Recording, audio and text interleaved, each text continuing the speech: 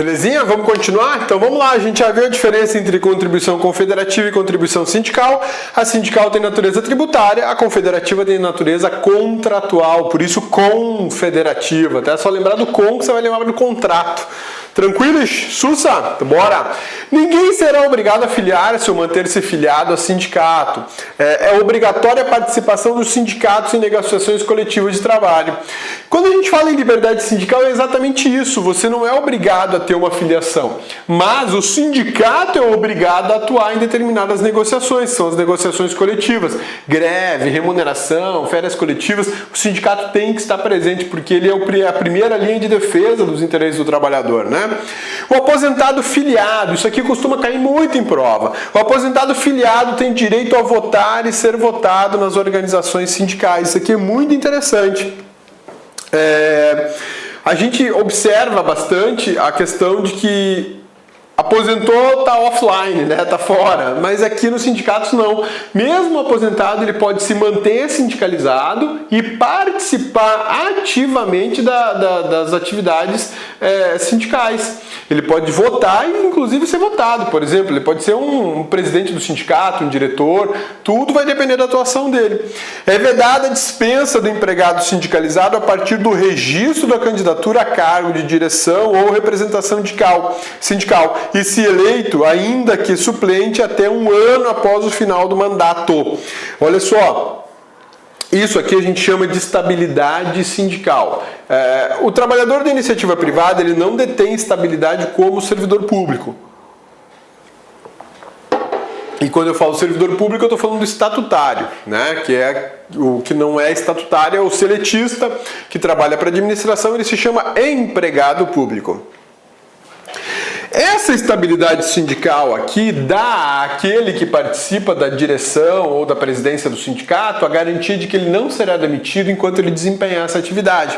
Então é vedada a dispensa do empregado sindicalizado a partir do registro da sua candidatura a cargo de direção ou representação sindical e, se eleito, ainda que suplente, até um ano após o final do mandato. Isso é para impedir qualquer perseguição. Manda embora o cara, ele está fora do sindicato, porque ele não é mais parte dessa categoria. Então, ele registrou a sua candidatura para algum cargo, qualquer que seja, ele já tem estabilidade. Basta o registro. Até quando? Até o momento da eleição. Foi eleito? Foi. Bom, então agora, durante todo o mandato, ele tem estabilidade sindical. Terminou o mandato, posso mandar embora? Não. Eu ainda tenho um ano após o final do mandato com essa estabilidade sindical. Isso aqui se aplica para quem? Para qualquer um que participe da administração do sindicato? Não, é só para aqueles que foram eleitos na chapa, né, para ocupar cargos de direção, de chefia, de representação, sei lá, presidente, diretores, essa galera que comanda o sindicato. Mas e aí, cabeça, não posso mandar embora de forma alguma, essa estabilidade é absoluta? Não existe estabilidade absoluta, seja na iniciativa privada, temporária, seja no serviço público. Aqui eu também tenho possibilidade de mandar embora o empregado por uma falta grave. Vou dar um exemplo para vocês bacana. Quando eu estava na faculdade, a gente tinha um estágio obrigatório, que era um atendimento assistencial para pessoas desfavorecidas, com menor poder aquisitivo, que não podiam pagar um advogado.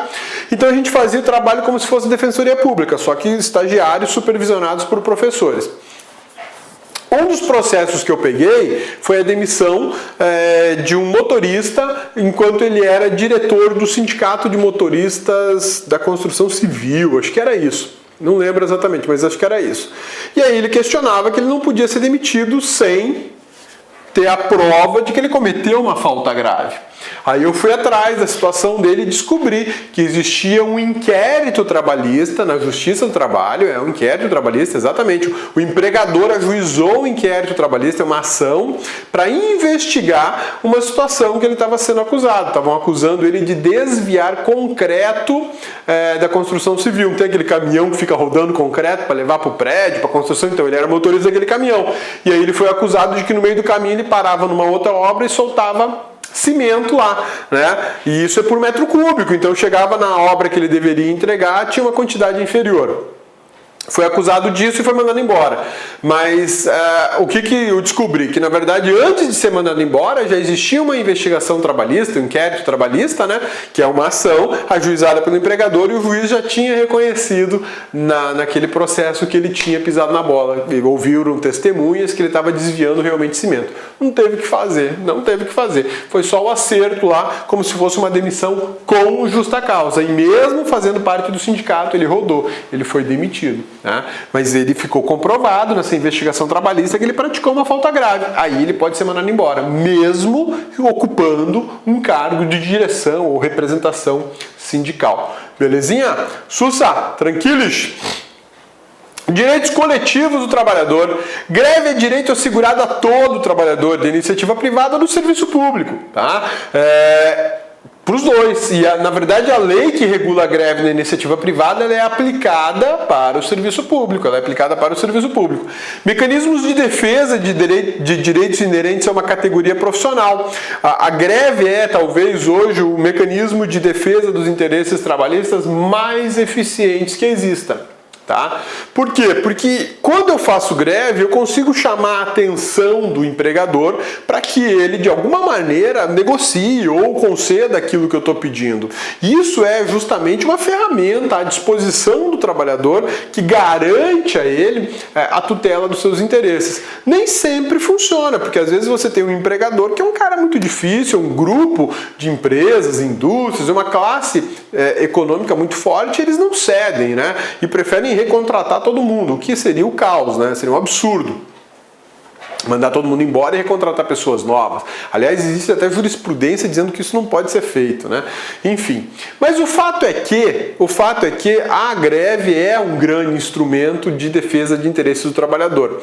E a gente tem que entender que isso aqui não é coisa de sindicalista, que isso aqui não é coisa de comunista, que isso aqui não é coisa de socialista. Todos os trabalhadores têm esse direito, seja da iniciativa privada, seja do serviço público, porque é uma ferramenta constitucional de defesa direta dos direitos do trabalhador. Mecanismo de defesa dos direitos inerentes a uma categoria profissional, regulado pela Lei 7.783, que é vinculada à iniciativa privada. Mas essa lei também se aplica aos servidores públicos. Por que se aplica aos servidores públicos? Porque os servidores públicos do país não têm uma lei regulamentando seu direito de greve. Frutos de conversão da medida provisória 5989, aplicável aos servidores públicos por determinação do STF. Greve dos empregadores, o lockout, isso é proibido. Os donos de companhias aéreas resolvem fazer greve. Pode? Não, de forma alguma, isso é proibido, tá? O lockout é proibido. Agora, os empregados, os funcionários das companhias aéreas, eles podem fazer greve, sim.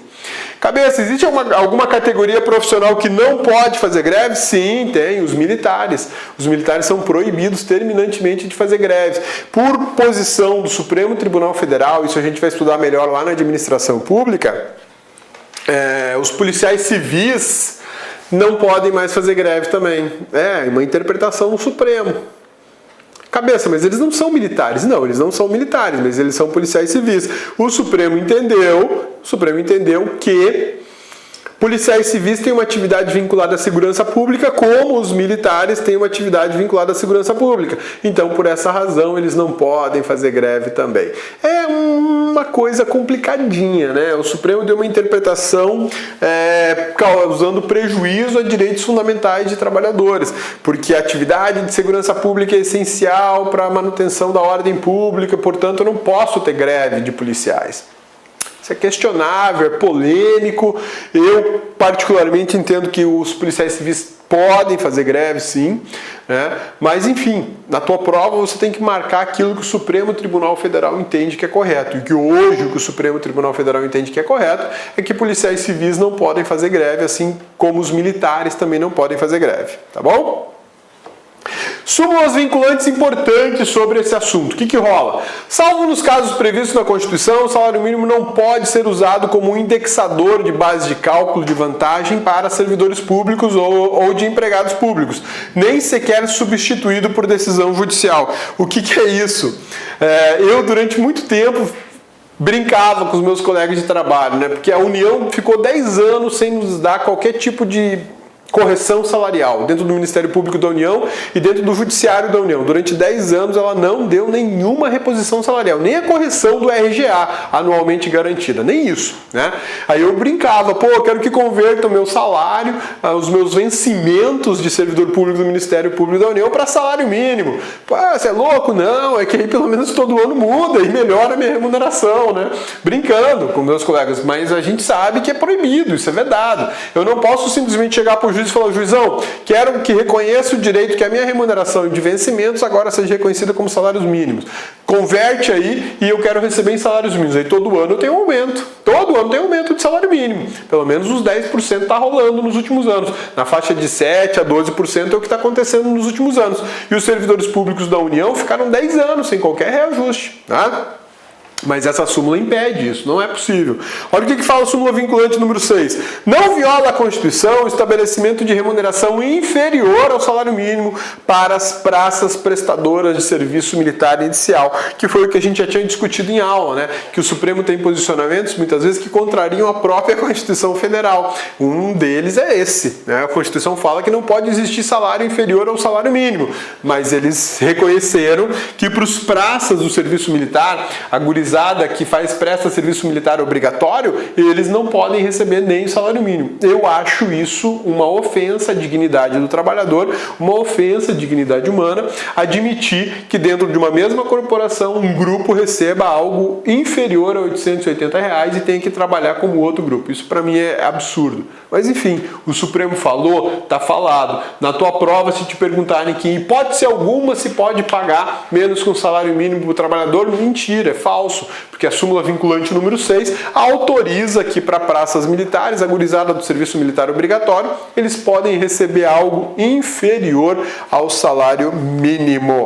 Belezinha? Sussa, tranquilos, a gente finalizou a nossa aula aí de artigo 7º da Constituição da República, na verdade de direitos sociais da Constituição da República, pelo artigo 6º, 7º, o 8, o 9, o 10 e o 11. Na próxima aula a gente vai falar de nacionalidade, que é um tema muito bacana, importante, cai muito em prova também.